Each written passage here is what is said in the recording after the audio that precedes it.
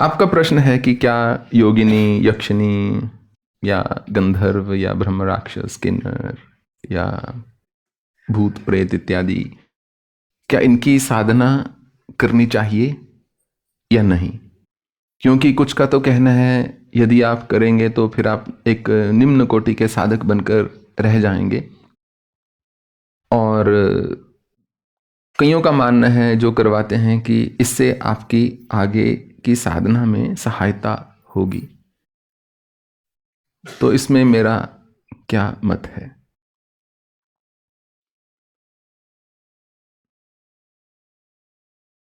एक तो होती है दक्षिणाचार साधना, जिसमें कि सब कुछ सामाजिक ढंग से, वैदिक रीति से, शुद्ध एक माध्यम से, एक शुद्धता के साथ संपन्न किया जाता है।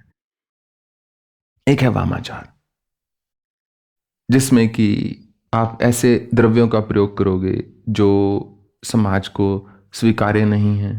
जो भगवान की सात्विक पूजा करता है वो उन पदार्थों को सुनकर, पंचमकर सुनकर कहेगा कि ये कैसी साधना है, ये साधना कोई, मुझे तो सेंस नहीं दिख रही इत्यादि। अगर तो दक्षिणाचार साधना कर रहे हैं फिर तो कोई आपत्ति नहीं है, परंतु यदि वामाचार साधना कर रहे हैं या कौलाचार कर रहे हैं या मिश्राचार, जिसमें दोनों का मिश्रण रहता है, तो उसमें सबसे बड़ी समस्या क्या रहती है? साधक जो है वो साधना ना करके जो वो सुख है पदार्थों का उसमें पड़ जाता है कि एक बोतल खोल ली मदिरा की, दारू हो गई, वो पंचमकर में से मदिरा, मत्स्य इत्यादि वो खोल ली कि अब ये मैं साधना कर रहा हूं। कितने ही साधु हैं, सो कॉल्ड साधु, तथाकथित साधु, जो सारा दिन चिलम फूकते रहते हैं। वो कह रहे हैं हमारी धुनी लगी हुई है, हम ध्यान में बैठे हुए हैं। इतनी फूको किसी की भी लग जाएगी। वो सारा दिन वो फूके जा रहे हैं चिलम, या वो पिए जा रहे हैं। वो कितने सारे होते हैं, अलग अलग जगहों पर बैठ जाते हैं, वो नरमुंड लेके, कपाल लेके कि इसमें डाल दो, वो कर दो। वो आम जो एक साधारण व्यक्ति है वो देखकर कहता है कोई सिद्धि होगा भाई, कपाल में ये व्यक्ति जो है दारू को पी रहा है।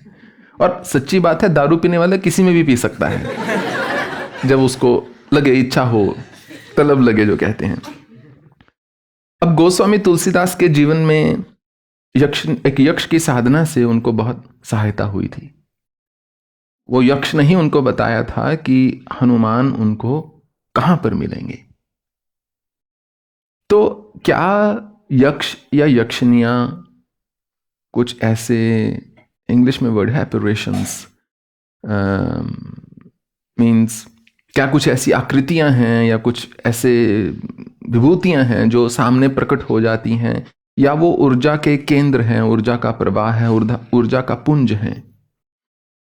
तो जब व्यक्ति जप करता है और फिर उनके नियम से, अब आपको वट यक्षिणी को यदि सिद्ध करना है तो स्वाभाविक है नीम के पेड़ के नीचे तो बैठोगे नहीं, वट के वृक्ष के नीचे ही बैठना पड़ेगा। और वो सिद्धि का मार्ग थोड़ा समय लेकर होता है। अगर कोई व्यक्ति साधना कर ही रहा है, अब मैं आपको उत्तर अपना संक्षेप में बता देता हूं, तो फिर डरना क्या? फिर सब कुछ करके देखा जाए। अगर साधक गुलामी हो गया बेचारा, जैसा कि आपने कहा वो गुलाम बना लेती है, ले जाएगी और पकड़ लेगी और ये कर ले, तो फिर साधक कहां का? वो साधक का अपना बल क्या, अपनी सत्ता क्या, अपनी सोच क्या, अपनी शक्ति क्या, जो एक यक्षिणी के पीछे हो लिया। और इतना भाग्यशाली तो शायद ही कोई साधक होगा कि यक्षिणी बोलेगी चलो मेरे लोक में चलो। वो बोली तुम्हारे पास है क्या जो सब छोड़ के यहाँ पेड़ के नीचे बैठे हो, यहीं रहो तुम। आजकल यक्षिणियां देखभाल कर लेके जाती हैं, ऐसा नहीं है कि बस आए और ले लिया।